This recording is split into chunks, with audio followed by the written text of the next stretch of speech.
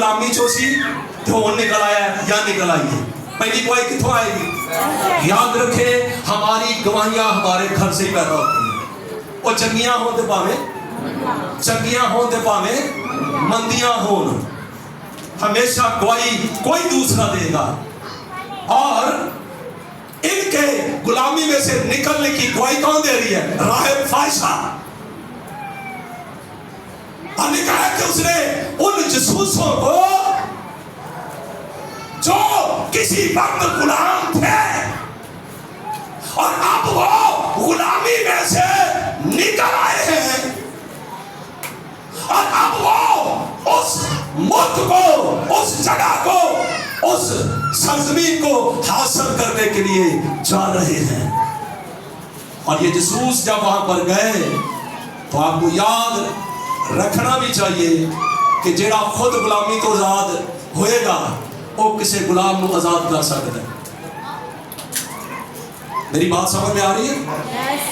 जो खुद गुलामी में से आजाद होगा वो किसी दूसरे को गुलामी में से आजाद करेगा। अब ये राहिब फाइशा कौन थी?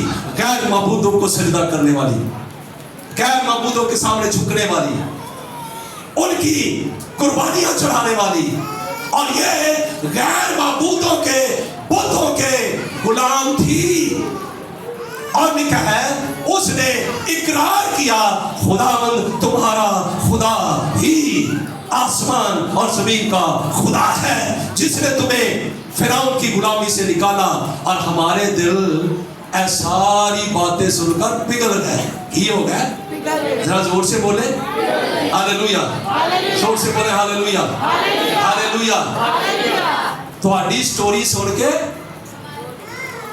तुम्हारी गवाही सुन के कि तुम्हारे खुदा ने किस तरह से तुम्हें मिस्र की गुलामी में से निकाला है, लो गल सुन के आंदी साडे दिल ही पिघल गए। की हो गए ने?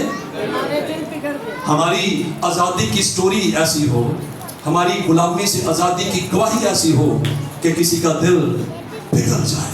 हालेलुया। उसने उन दोनों जसूसों को अपने घर में छुपा लिया, छत के उत्ते लकड़ियां